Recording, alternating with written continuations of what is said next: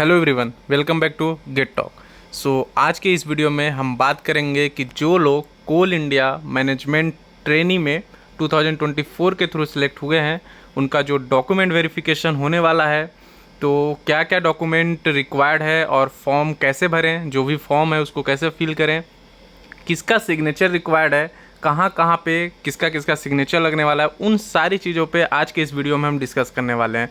तो अगर आपने फॉर्म भर लिया है तो वीडियो को देख लें, एक बार क्रॉस चेक कर लें। अगर आपने अभी तक फॉर्म फिल नहीं किया है तो इस वीडियो को देखने के बाद ही फॉर्म फिल करें, क्योंकि आपकी एक मिस्टेक आपकी एक सीट ले सकती है, राइट। कोई भी गलती नहीं करनी है तो वीडियो को लास्ट तक देखना है, स्टेप बाय स्टेप। मेरा हर एक शब्द आपके लिए बहुत इंपॉर्टेंट होगा। देखते हैं कि आपको क्या करना है और क्या नहीं करना है। तो सबसे पहले आपका जो ये फॉर्म है, बायोडाटा फॉर्म, इसमें क्या क्या आपको फिल करना है। जैसे इसमें लिखा है कि नेम ऑफ एग्जीक्यूटिव, आपका क्या नाम है। EIS नंबर आपको छोड़ देना है, क्योंकि वो आपको EIS नंबर बाद में मिलेगा।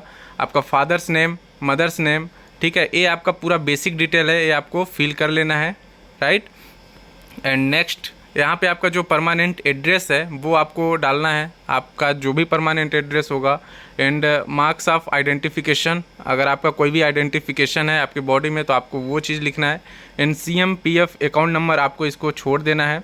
और ये आपको भरना है कि डिटेल्स ऑफ डिपेंडेंट्स, आप अपने फैमिली के ऊपर डिपेंडेंट हो कि नहीं हो, ठीक है, तो आपको यहाँ पे शो करना पड़ेगा कि आप पापा के ऊपर डिपेंडेंट हो या फिर नहीं हो।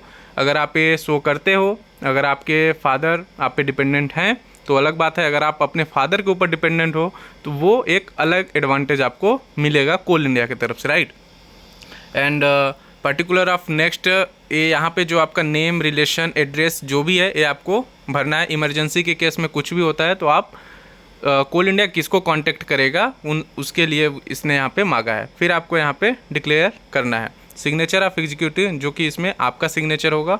और यहाँ वाला सिग्नेचर जो है signature of in charge of executive establishment, ये आपको छोड़ देना है, वो वहाँ के HR का सिग्नेचर लगेगा, राइट। नेक्स्ट फॉर्म है आपका सर्विस एग्रीमेंट बॉन्ड। तो सर्विस एग्रीमेंट बॉन्ड जो है, स्टाम्प पेपर 100 रुपये का आपको बनवाना है। और यहाँ पे कोल इंडिया ने फॉर्मेट दे दिया है तो आपको इसी फॉर्मेट में बनाना है। अब यहाँ पे एक चीज़ आता है सिग्नेचर मैनेजमेंट ट्रेनी, एंड आता है सिग्नेचर ऑफ श्योरिटी। अब इसमें बहुत सारे स्टूडेंट मुझे मैसेज कर रहे थे कि किसका साइन होगा और किसका साइन यहाँ पे नहीं होगा श्योरिटी में। तो श्योरिटी में आप अपने फादर का साइन कराएं। एंड सिग्नेचर मैनेजमेंट ट्रेनी जो कि आप खुद हैं, तो श्योरिटी में आपके पिताजी का सिग्नेचर होगा, या फिर आप अपने मम्मी का भी साइन करा सकते हैं, राइट। फिर ये रहा बॉन्ड। अब इसके बाद नेक्स्ट आता है फॉर्म आपका, यहाँ पे आपको विटनेसेस देने पड़ेंगे कि सिग्नेचर, आप श्योरिटी पूछा है सिग्नेचर जिसमें आपके पिताजी का नाम होगा या फिर माताजी का नाम होगा, और वो क्या करते हैं, एड्रेस क्या है और पैन नंबर क्या है, वो आपको भरना है। And signature of management trainee में आपका नाम होगा और आपका एड्रेस होगा। यहाँ पे 2 विटनेस की ज़रूरत है, आप किसी का भी आसपास के लोगों का भी ले सकते हैं। अगर आप कहीं पे जॉब कर रहे हैं तो आप वहाँ के भी किसी का भी ले सकते हैं जो आपको जानते होंगे, right. And signature of seal of gazetted officer या नोटरी, तो आप जहाँ से बॉन्ड बनवाएंगे, नोटरी से बॉन्ड बनवाएंगे तो वहाँ का सील साइन हो जाएगा। एंड सिग्नेचर ऑफ श्योरिटी में आपके पापा का साइन होगा, राइट। नेक्स्ट है draft format for execution of bond. ये है, अगर आपने कोई कंपनी ज्वाइन किया है, लाइक कोई भी प्राइवेट सेक्टर में हो, तो आपको यहाँ पे एक बॉन्ड देना होगा कि मैं डिक्लेयर कर रहा हूँ कि मैं वहाँ से छोड़ रहा हूँ NOC वगैरह के लिए, तो ये भी आपको बनाना होगा। यहाँ भी आपके श्योरिटी का साइन लगेगा। ये आपका पूरा बेसिक डिटेल है जो कि आपको फिल कर देना है। एंड एक आता है फॉर्म अटेस्टेशन फॉर्म। इसमें बहुत सारे लोगों का डाउट था कि इसमें किसका साइन होगा और कैसे साइन कराना होगा, तो आप ये पूरा 1 2 3 पॉइंट पूरा पढ़ लें एक बार। इसके बाद यहाँ पे फर्स्ट पॉइंट में आता है आपका नाम लिखना है, आपका डिटेल पूछेगा। एंड करेंट एड्रेस क्या है वो लिखना है आपको। फिर आपका होम एड्रेस आपका पूछा जाएगा, और अगर आप ओरिजिनली रेसिडेंट हैं पाकिस्तान या बांग्लादेश का तो वो आपको यहाँ पे मेंशन करना होगा। और 4th पॉइंट आप पढ़ लें क्या है, और ये आपका एड्रेस लिखना होगा यहाँ पे। एंड ये जो है आपका 5th पॉइंट बोल रहा है information to be furnished with regard to son या फिर daughter in case they are studying living in foreign country. अगर आप इंडिया में पढ़े हो, अगर कोई फॉरेन में पढ़ रहा है तब आपको मेंशन करना है, नहीं पढ़ रहे हो तो आपको यहाँ पे एन लिख देना है, राइट। एंड आपका नेशनैलिटी क्या है, डेट ऑफ बर्थ क्या है, प्रेजेंट एज क्या है, as of matriculation 10th 12th, ये सब आपको यहाँ पे भरना होगा। फिर इसके बाद आता है आपका कि जो आप स्कूल किए हैं 10th 12th एंड बीटेक, वो आपको यहाँ पे भरना होगा। और फिर यहाँ पे आपको भरना होगा फ्रॉम टू, कहाँ पे आप जॉब कर रहे हैं, जॉब अगर आप वो जॉब अभी छोड़ रहे हैं तो किस रीज़न से छोड़ रहे हैं, वो सारी चीज़ें आपको यहाँ पे मेंशन करनी होगी।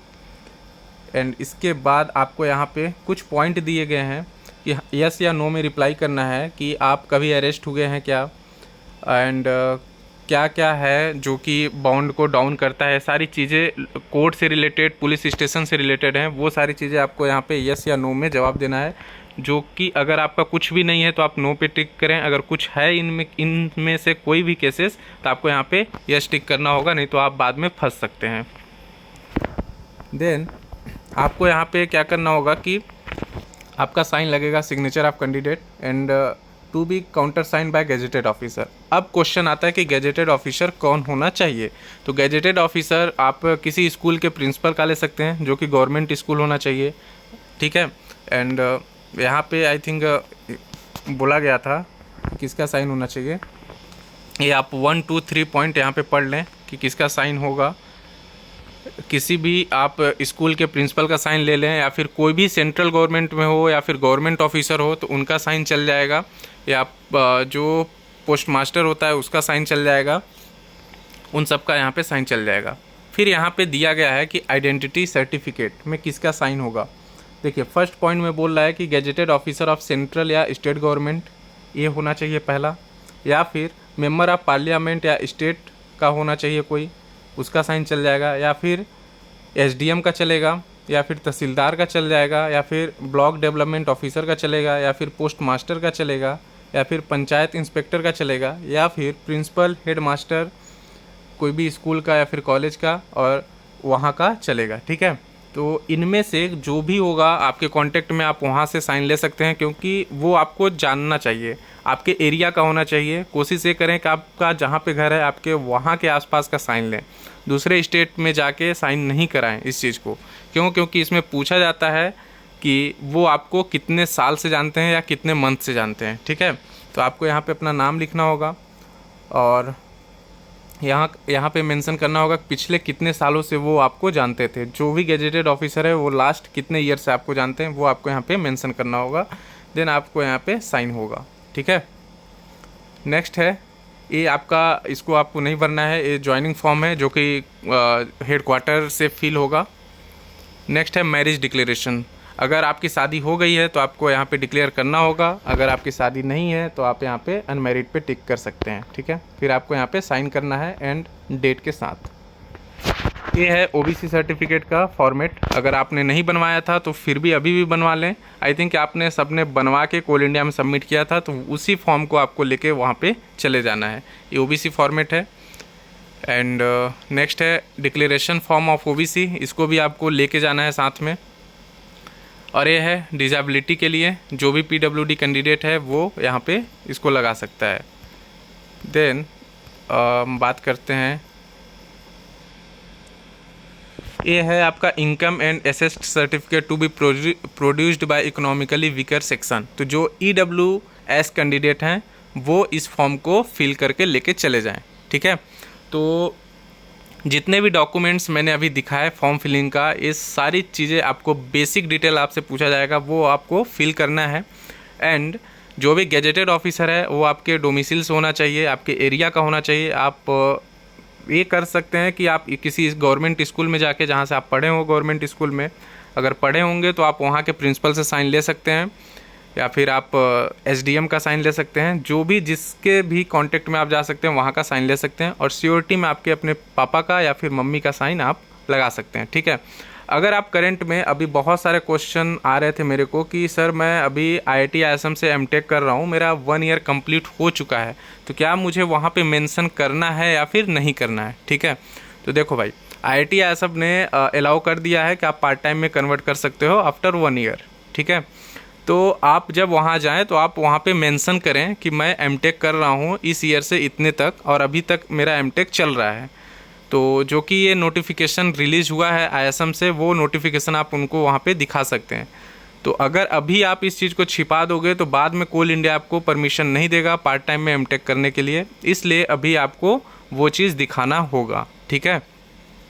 और अगर आप कहीं पे भी जॉब कर रहे हैं तो आपको मेंशन करना होगा और उसके साथ आपको एक बॉन्ड देना होगा, ठीक है। तो ये सारी चीज़ें थी। अगर आपको इसमें भी कहीं पे भी डाउट हो फॉर्म फिलिंग में तो आप मेरे व्हाट्सएप ग्रुप को ज्वाइन कर लें, उसका लिंक मैं डिस्क्रिप्शन में डाल दूंगा।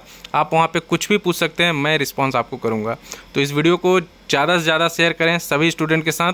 सो मिलते हैं नेक्स्ट वीडियो में, टिल देन बाय।